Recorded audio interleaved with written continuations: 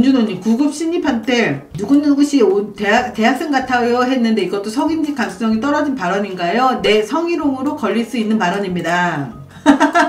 오늘 너무 예쁜데 어디 가요? 이것도 성희롱이고요. 다이어트에 살도 빠졌나봐요. 이것도 성희롱이고요. 다 성희롱이에요. 성희롱의 기본이 뭔지 알아요? 상대방이 성적인 수치심을 느끼면 다 성희롱이에요. 그러니까 칭찬도 함부로 하지 마시고요. 예쁘다는 말도 함부로 하지 마세요. 여자들이 예쁘다는 말 좋아할 것 같죠? 좋아하지 않는 여자들이 훨씬 더 많습니다. 특히 못생긴 애들, 나이 먹은 아저씨들이 와가지고 예쁘다고 하잖아요? 일단 기분 나빠요. 그러니까 본인이 얼굴이 아무리 잘생겼다고 스스로 생각을 해도 남자들은 자기의 실제 얼굴보다 더 잘생겼다고 착각을 하는 동물이기 때문에 본인이 아무리 잘생겼다고 생각을 해도 어디 가서 칭찬 남발하지 마세요. 자, 일만 하세요. 일만. 오늘 날씨 좋네요도 성희롱이라고? 아이, 그건 좀 오바다. 너무 슬프죠. 일 얘기만 하세요. 일 얘기만. 여주건이 몸땅 남주건하게 가슴 크다고 한 것도 성희롱이냐고? 안타깝게도 성희롱이 남자가 여자한테는 하는 건 성희롱이지만 여자가 남자한테 성희롱을 했다고 해서 성희롱에 걸리진 않습니다. 안타깝게도 회사에서는 여자가 남자들한테 성희롱 굉장히 많이 해요. 아줌마들이 얼마나 어린애들한테 성희롱 장난 아니게 하는데 막 엉덩이 막 만지고 두들기고 막 팔뚝 봐라 막 섹시하다 막 이런 성희롱 장난 아니게 하거든. 실제로 되게 많이 해요. 근데도 아줌마들이 남자들한테 하는 건 성희롱이 안 돼. 근데 참 웃기게도 여자가 남자한테 하는 건 성희롱이 아닌데 남자가 여자한테 하는 건 성희롱이야. 아, 법이 그래, 법이. 왜냐면 지금까지 그 사회가 남성 중심 사회였잖아요. 그러니까 이거를 너무 억울하게 생각할 건 아니고 전에 나보다 나이 먹었었던 남자 노인네들 아니면 남자들이 이 평상시에 성희롱을 많이 했었던 거야. 그냥 남성 중심 사회였고 남자가 이 사회 안에서 갑이었고 그리고 또 되게 다양한 관점에서 봤을 때 남자가 여자한테 어깨에 손을 올린다거나 예쁘다고 엉덩이 툭툭 친다거나 뭐 가슴 큰 애라던가 뭐 이렇게 얘기를 했는데 근데 여자들이 많이 당해왔었던 게 되게 많아서 어느 순간 임계점이 돼서 그거를 참지 않는 여자들이 나타났고 그거를 성희롱이라고 하는 걸로 정의를 내려서 그런 행동을 하지 못하게 하는 게 성희롱 법이야 그냥. 근데 그게 어느 정도 좀 학습이 좀 되니까 성희롱이 그래도 많이 사라지긴 했어도 어떤 회사에서는 아직도 여전히 성희롱이 사라지지 않은 회사들이 워낙 많아요. 워낙 많다 보니까 성희롱이라고 하는 게 사실 우리 한국 그 언어라고 하는 게요. 이렇게 이해를 해야 돼. 그러니까 뭐 이런 나쁜 년들이 해서 이렇게 욕을 할 게 아니라 그냥 성희롱 하는 놈들이 나쁜 거야. 성희롱 하는 놈들이 나쁘기 때문에 그게 자꾸 강화되는 건데 근데 우리나라 한국 언어가 얼마나 미묘하고 그러냐면 우리나라 언어 자체가 그렇잖아요. 직설적으로 예쁘네 뭐 가슴 크네 뭐 이렇다고 해서만 성희롱이 아니고 오늘 밤 뭐해 나랑 같이 한잔 할까 라든지 아니면 그 남자가 여자를 유혹하는 그런 말들이 꼭 직설적인 것만 있는 게 아니고 굉장히 은유적이고 비유적인 것들도 있잖아요. 내가 경험한 것도 얘기를 해줄게. 예전에 6살인가 7살 때 보조 강사로 일을 할 때였어요. 근데 보조 강사로 일을 할 때 어느 한 주부처였어. 무슨 부하는 부처 있잖아요. 그 부처의 교육과정에 보조 강사로 들어간 거야. 그때가 내가 26이었으니까 지금부터 한 15년, 16년 전인 거예요. 근데 그때도 성희롱 그 방지법이 있었어요. 근데 거기에서 요거 손봉이님 그거는 맞아요. 이거는 맞는데 지금 아직까지 남자에 대해 여성도 가해자가 될 수 있다라고 하는 그런 인식 자체가 이제 막 시작을 하기 때문에 아직까지 여자가 권력을 갖고 있고 남자한테 그렇게 하는 게 성희롱으로 인정이 잘 안 된단 말이야. 그래서 내가 이제 26살 때 얘기를 해줄게요. 26살인가 27살 때 이제 보조강사로 들어갔는데 그 주부처의 교육이 딱 끝나고 나면 그 당시만 하더라도 팬미팅이라고 해서 맥주나 소주 같은 걸 넣어주고 술을 마시게 해줬었어. 교육생한테. 그렇게 해야 별탈이 안 났거든. 말이 없었거든. 근데 내가 이제 나는 보조강사였으니까 나랑 그 같이 일을 하는 사람이 그 술이랑 이런 것들을 다 넣어주고 나오기만 하는 거였다. 그러니까 안주도 주고 다 주고 그냥 나오는 거였다. 근데 나오는 나오는데 갑자기 이 공무원 중에 하나가 나한테 이러는 거야.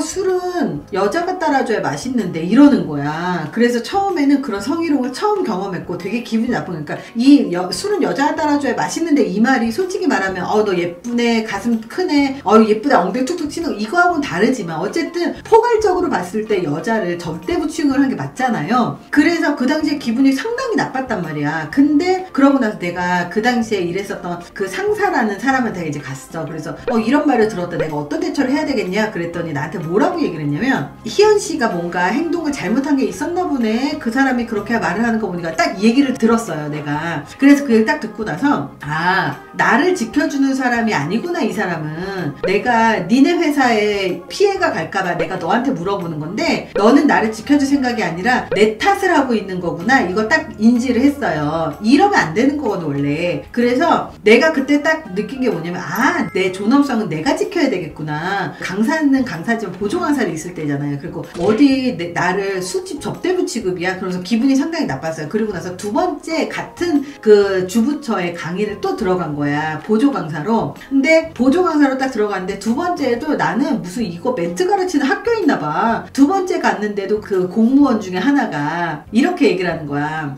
이 술은 여자가 따라야 맛있는데 강사님 한번 술 한잔 따라주시죠, 이러는 거야, 나한테. 그때도 성희롱 예방교육 굉장히 심했거든요. 근데도 그렇게 똑같이 얘기를 하는 거야. 진짜 멘트 학교에 있나 봐. 그렇게 딱 얘기하길래 내가 그랬어요. 혹시 그렇게 말씀하시는 거 회사에서도 아시나요? 회사에서 모르시면 제가 알려드릴게요. 요렇게 말했어. 그랬더니 얼굴 빨개지더니 도망가는 거야. 그러니까 그 얘기가 뭐냐면 얘는 그 멘트를 하면 성희롱이라는 걸 알고 있었고 나도 알고 있었어. 왜냐면 교육을 그 당시에 굉장히 활발하게 했었거든. 근데도 불구하고 그 멘트를 나한테 친 거야. 근데 나는 뭐라고 경고를 준 거냐면, 너 그렇게 말한 거 니네 회사에 내가 신고할게, 이 말을 그렇게 은유적으로 한 거거든요. 그러니까 이렇게 내가 뭔가를 말을 할 수 있다라는 걸 알아야 되는데 그 상대방이 나한테 성희롱을 한 거란 말이야. 근데 이런 식으로 지금도 공공연하게 굉장히 많은 데들이 있어요. 그렇기 때문에 이 성희롱이라고 하는 이 관점에서 볼 때 안 그런 회사도 있고 그런 회사들도 있어. 근데 이걸 어떻게 해야 되느냐, 이렇게 봤을 때 멘트 하나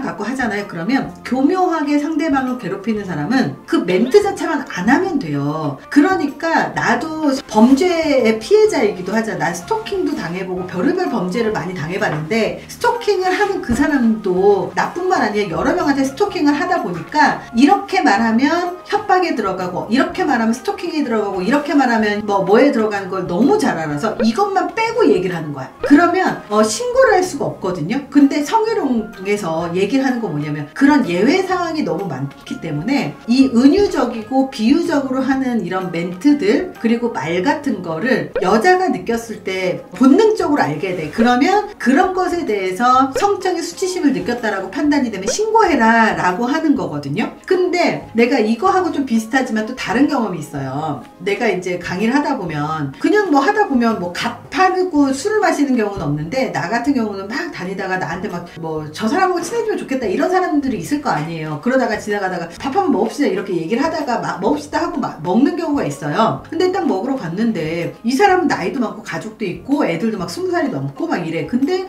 밥 먹으러 예약을 했다는 거야. 그때부터 뭔가 잘못됐다라는 걸 알았어. 왜냐면 내가 밥 한번 먹어요 그러면 그 직원들하고 함께 밥을 먹지 단둘이 밥을 먹는 경우는 거의 없거든요. 근데 단둘이 먹는 거야. 그리고 이거 뭔가 잘못됐다 이런 생각이 들었어요. 왜냐면 얘가 밥 한번 먹자라고 하는 거에 대한 말의 의미를 이 사람이 잘못 이해했구나 그렇게 딱 느꼈는데 밥을 먹으러 갔어. 근데 둘이 먹는 룸에서 밥을 먹었는데 내가 휴대폰이 2개란 말이에요. 하나는 업무용이고 하나는 개인용이야. 근데 업무용 휴대폰 번호만 이분하고 알고 있고 개인용 휴대폰은 당연히 그 얘기를 안 한단 말이에요. 근데 나한테 이거 휴대폰 뭐냐 뻔한 거 아니에요. 휴대폰 2개면 하나는 업무용이고 하나는 개인용이거든. 근데 뻔한 건데 나한테 물어보는 거야. 요거는 뭐냐? 그러고 제 개인용 휴대폰이라고 그랬더니 그 휴대폰 번호 언제 알려줄 거냐 나한테. 이거 뭐야 너랑 나랑 개인적으로 알자는 거 아니야. 이 휴대폰은요 저희 가까운 사람들만 아는 거예요. 내가 그렇게 얘기를 했어. 그랬더니 그래도 좀 알려주세요 뭐 이런 식으로 좀 들이대더라.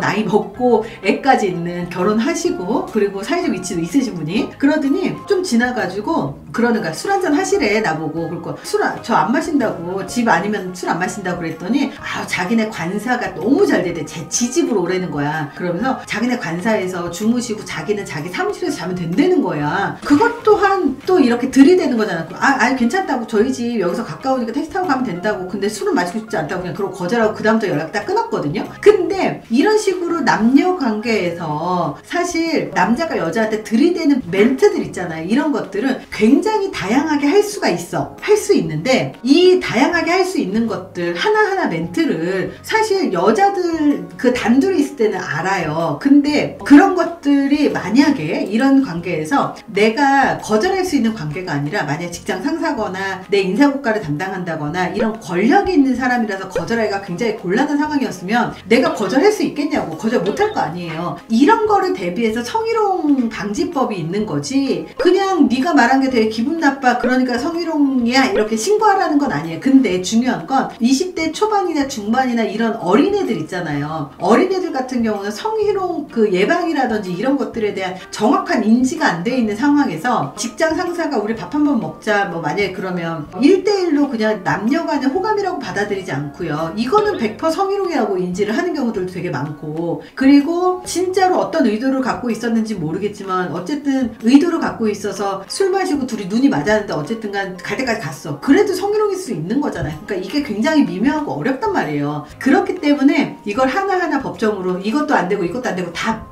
안 돼. 그러니까 거기에 있는 조항 하나가 여자가 느끼기에 성적인 수치심을 느꼈으면 이건 성희롱입니다라고 하는 항목이 들어가 있는 거예요. 근데 물론 남자 입장에서는 자기가 이제 호감 때문에 그렇게 표현했을지 모르겠지만 여자 입장에서는 그게 성적인 수치심이 느꼈다라고 느껴질 수 있으면 성희롱이 된다라는 게 바로 그것 때문이거든요. 그러니까 남자 입장에서 기분 나쁠 수는 있어. 근데 여자 입장에서는 이렇게 특히 계급이 있고 그리고 권력이 있는 사람은 자기가 상대방한테 말하는 게 얼마나 기분이 나쁠 수 있을지, 그리고 상대방이 뭐 때문에 수치심을 느낄 수 있을지 인지하지 못할 수 있거든요. 그렇기 때문에 조심을 해야 되는 것들이 굉장히 많은 거야. 그래서 나는 솔직히 말하면 여자 입장도 이해하고 남자 입장도 이해를 해요. 그렇기 때문에 웬만하면 내가 사내 연애를 하지 말라고 하는 이유가 뭐냐면, 남자 입장에서는 자기 상태 자기 상태 생각 안 하고, 이 자기 상태라는 게 외모뿐만 아니라 자기가 유부남이어도 똑같아요. 유부남이건 뭘 할거 다 상관없이 자기 상태 생각 안 하고